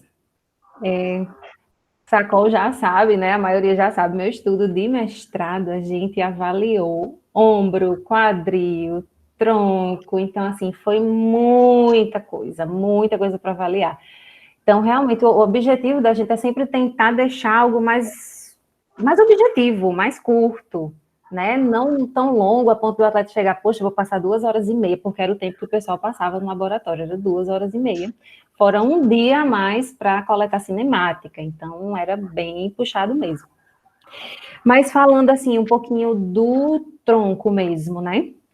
Existe essa dificuldade, como a Michele falou, da resistência de tronco. Ela é interessante, mas é bem chatinha, bem complicado de avaliar exatamente por ver essa queda. Alguns outros estudos avaliaram usando prancha lateral. Eu já não achei muito interessante avaliar assim, porque acaba pegando muito também a musculatura de ombro, né? E às vezes a pessoa para o teste por causa da dor no ombro, do cansaço no ombro, e não necessariamente da musculatura de tronco.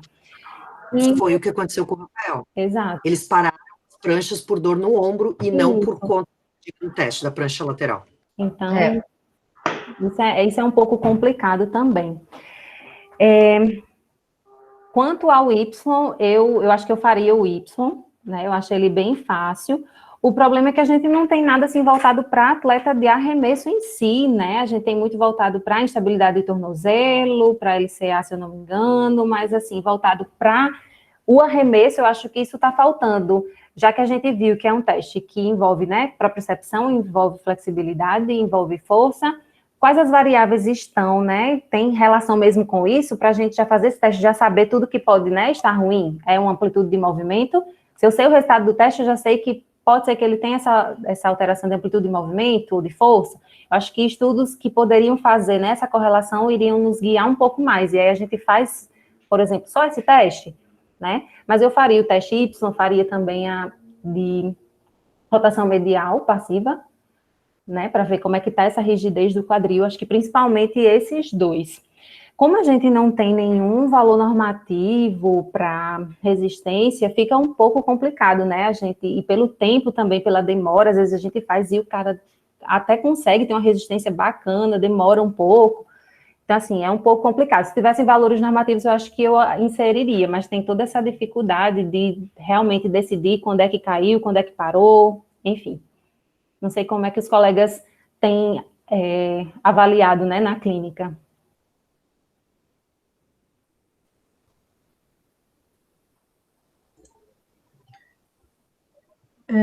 Alguém que está aí, que está mais com o pezinho na clínica, queria colocar algum comentário, algo mais assim, trazer para a prática mesmo, que tem observado? Eu quero perguntar uma coisa, posso? Vai, Fredita. Na verdade, primeiro eu quero comentar, a Mi tá aí ainda, não? Michele? Tô. Tá aí. Ofendi com o Flamengo, já sei. Primeiro que não é Flamengo, né? É o Vitória da Bahia. Eu ganhei essa blusa do Dilson, esse mesmo tamanho que ele me deu essa blusa. Foi a primeira vez. Como eu gosto de Então, futebol. você tá mal de futebol, tá? Você vai conhecer sou melhor um apaixonada pouquinho. Infelizmente, é o esporte número 1 do país, tem que conhecer um pouquinho melhor. Mas, não, queria... o meu negócio é overhead, querido, overhead. Então você tem que conhecer o rugby, que não é overhead, mas tem muita lesão de ombro também, né? Era justamente isso que eu ia comentar. A gente tem uma quantidade de alterações de movimentos escapulares, aí eu concordo com você, né?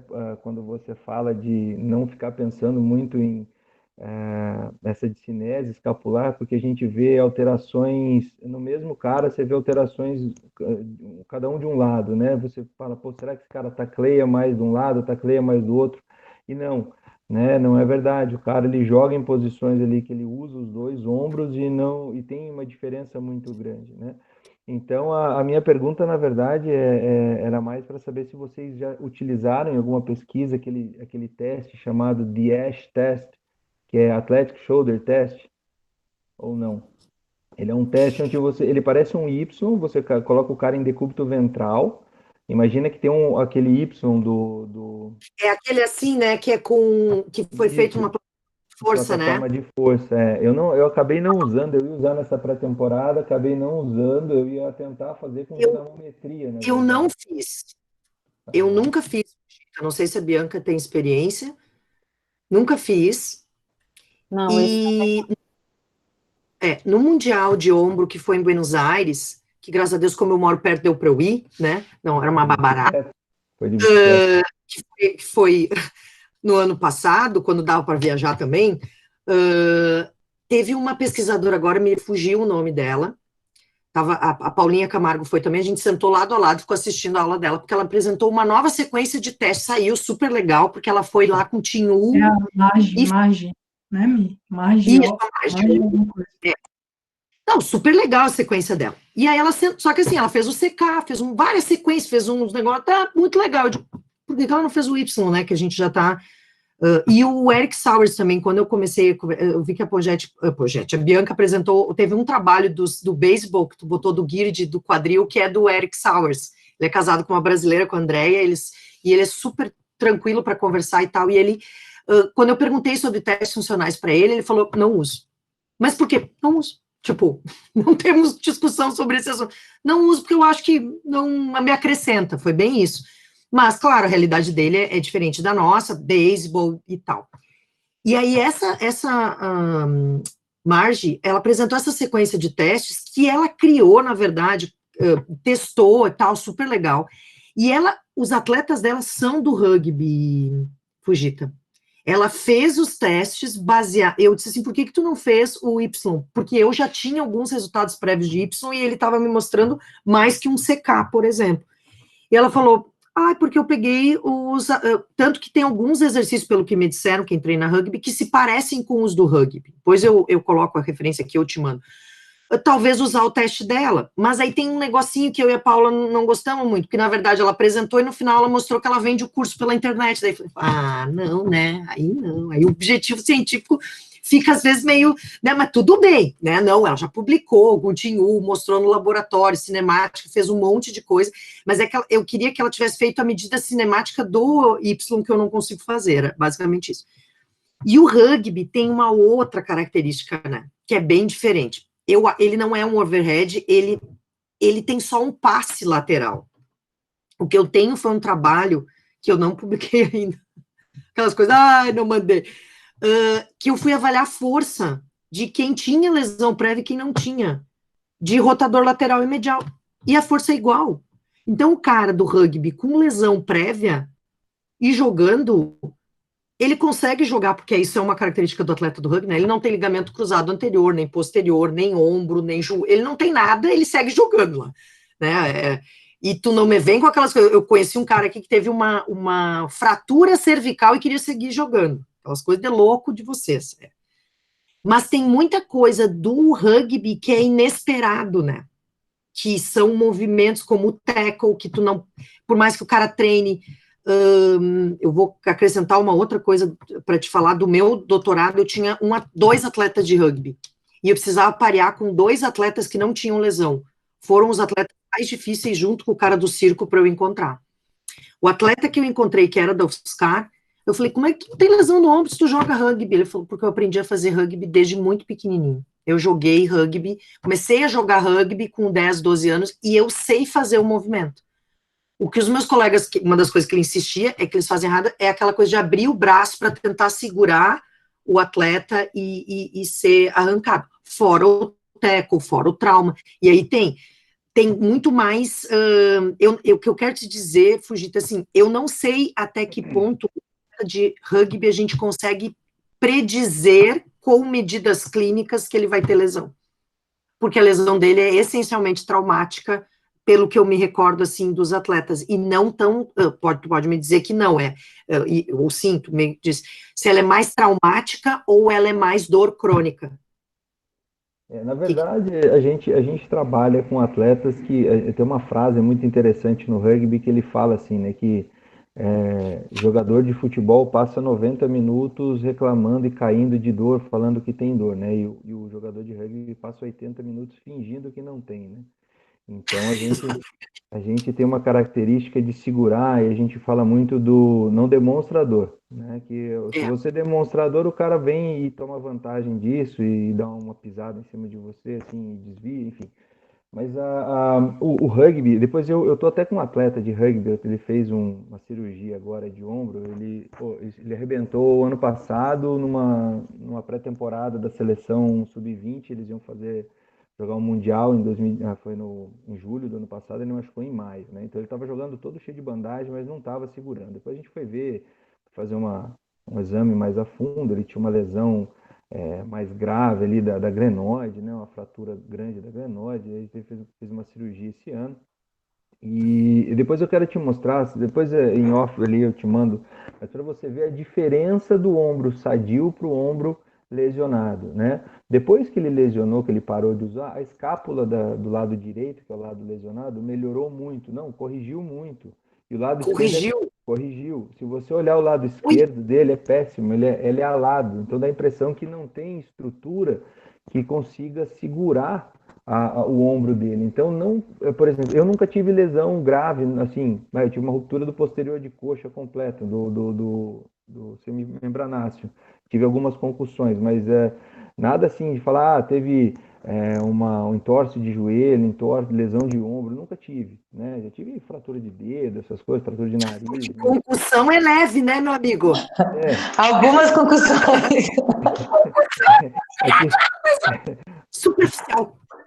Ela foi muito bem tratada, então ela pode ser considerada pequeno o quadro, né? Não me deu maiores problemas além de 7 dias, então foi bem tranquilo.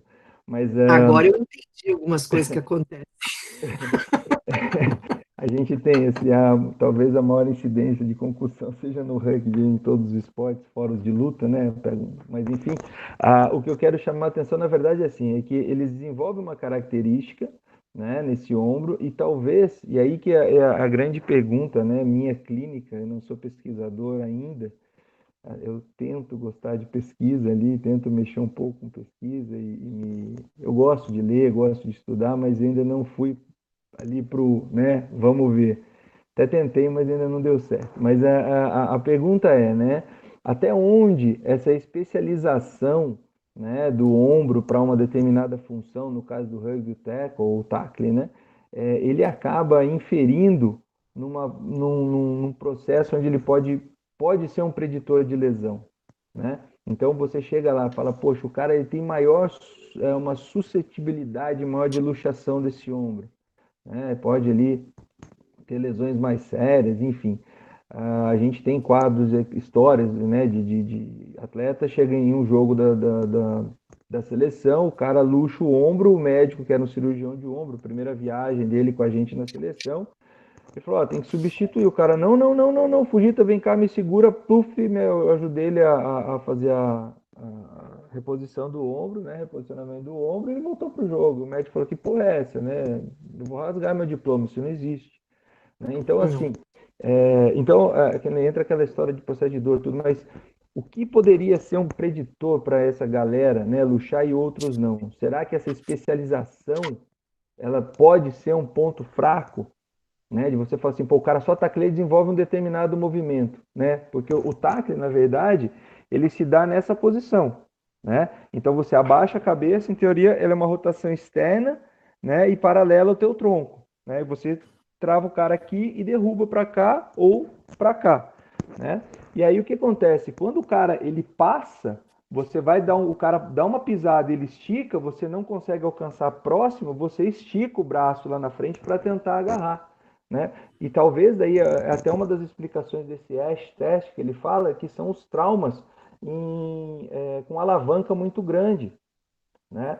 Então eles falam que ele avalia a força do membro superior, além de funcionar como avaliar a força muscular depois de uma atividade comparando com o baseline, né?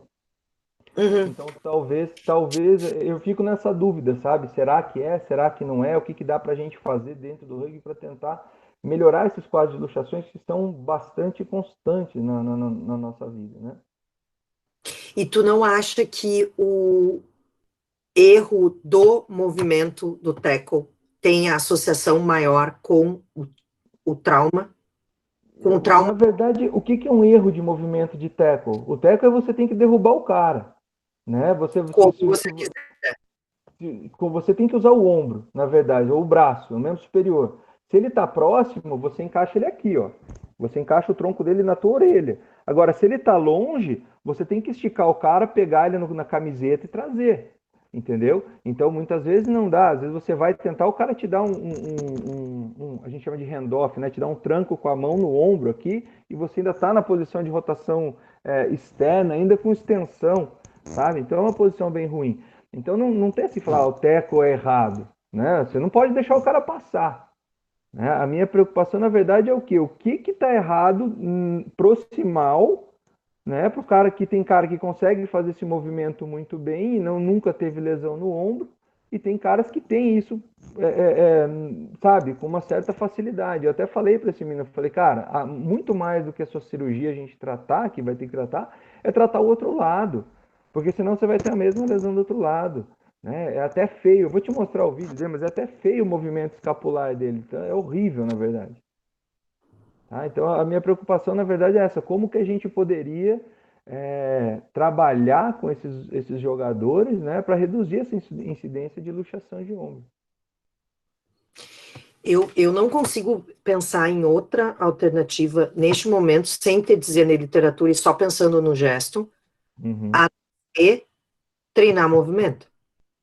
Se eu for pensar no futebol, que, claro, que é diferente, porque não é sem contato a lesão, e o cara treina para cair com o joelho mais alinhado, eu vou tentar pensar em uma posição que ele consiga ter força para trancar o cara, sem precisar estar com o braço no engatilhamento, que seria a posição que ele vai sair fora, que é essa aqui. Mesmo que o cara, entende? Tentar dar, seria essa minha lógica, sem olhar o que tem na literatura. O problema é que se você não fizer esse movimento, você infere regras. Você muda, você sai, você é penalizado, você toma um cartão amarelo, entendeu? Se você não fizer o movimento correto. Então tem esse ainda um porém em cima disso. Olhando a galera com cara de dúvida. Não, porque é um olhar o movimento. Eu fui ver o movimento para ver se eu entendia, que eu não É isso que eu ia dizer, apesar de não conhecer muito bem o rugby, parece ser uma falta de mecanismo de capacidade versus demanda mesmo, né? Tipo, a demanda a magnitude é muito alta para uma capacidade baixa, de repente, dos estabilizadores. Não sei, eu consigo. E aí como é que faz? Se tem os atletas treinam juntos, fazem as mesmas coisas, uns têm facilidade para ter luxação ou aparentemente se apresentam com uma facilidade maior e outros não, né? Nunca Mas aí talvez entraria no que a Michelle falou no início da fala dela, que seria talvez os mecanismos estáticos, né? Talvez formato de articular, uma lesão ligamentar prévia. Não sei, é difícil. Assim, foi muito fácil encontrar atleta com lesão prévia. É muito fácil. No rugby, achar atleta com lesão no ombro é fácil. Difícil achar atleta sem lesão. Porque e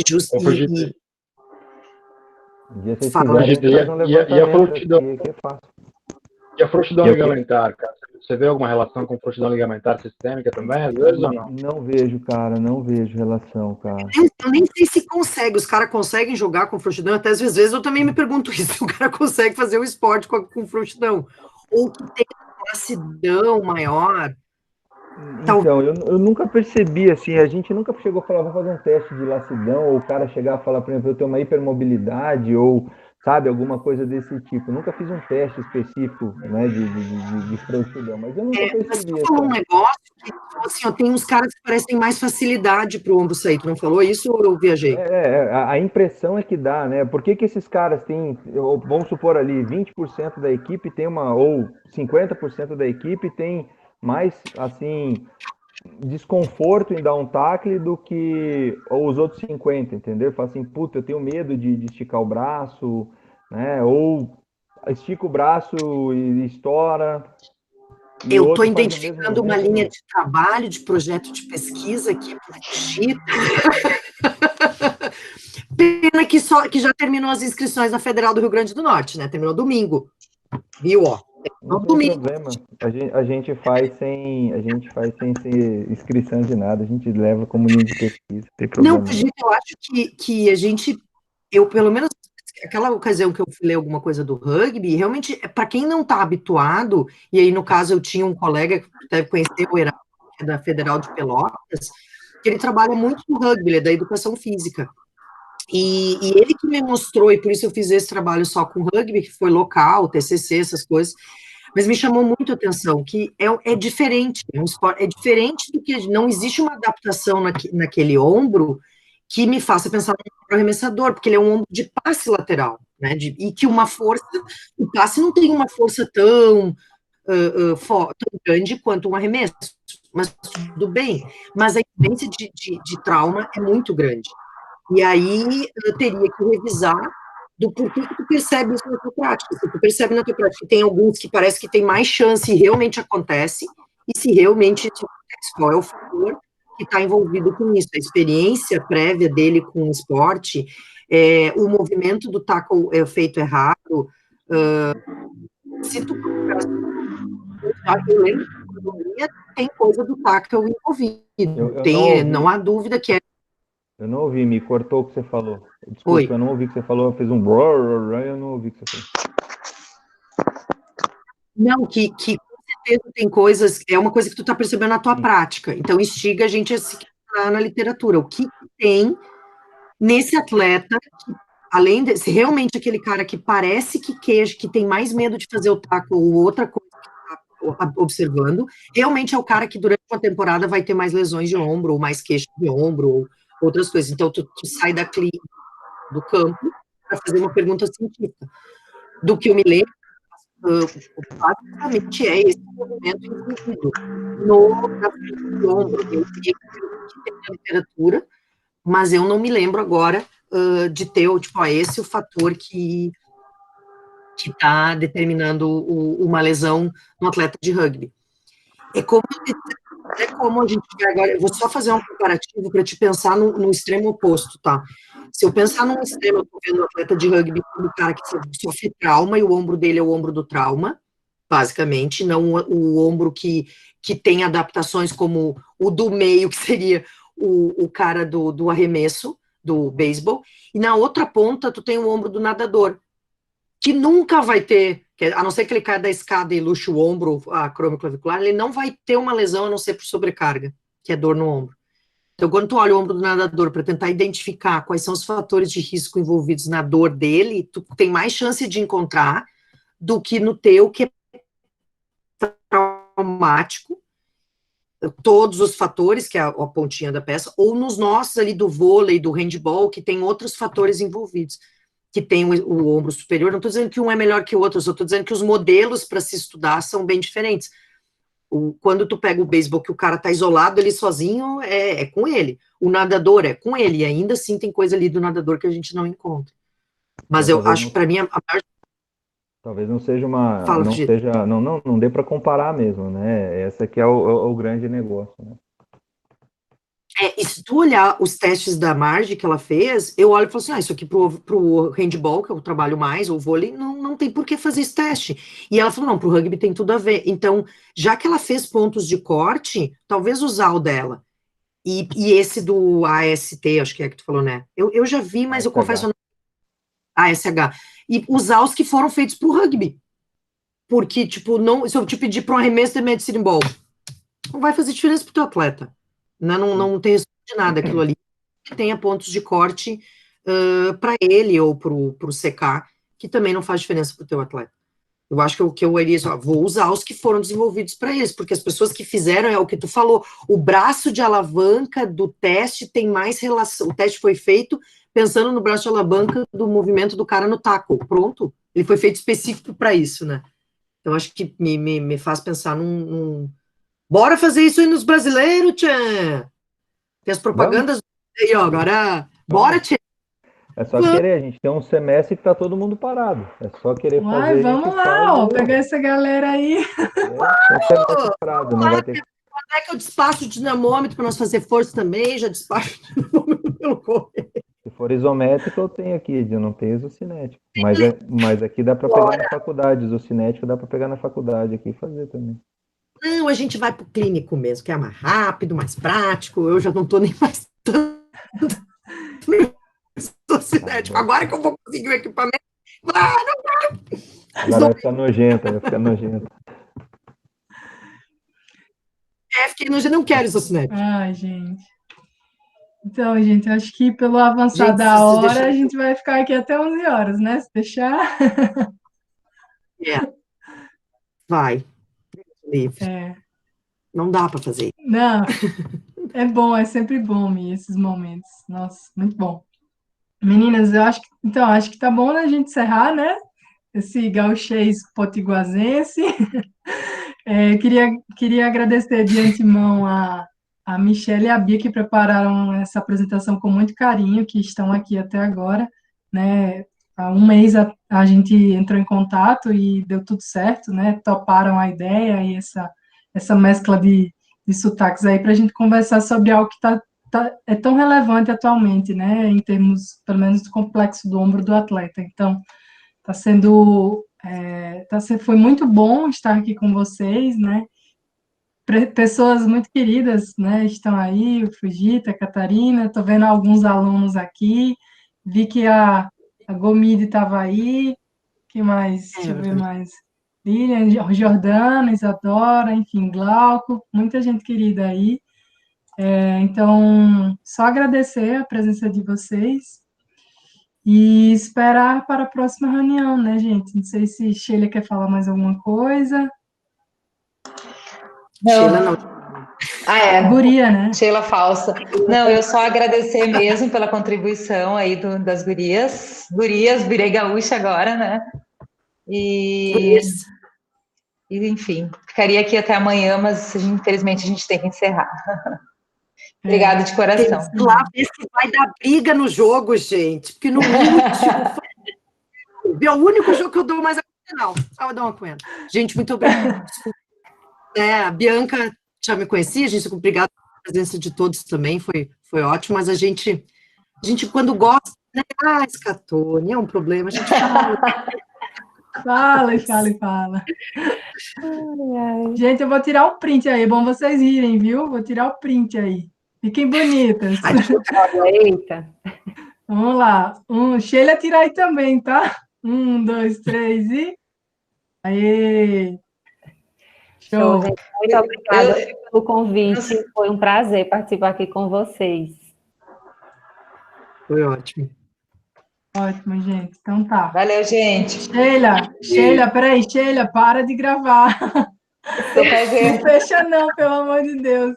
Clica Ai, lá meu em Deus, parar de tá. gravar.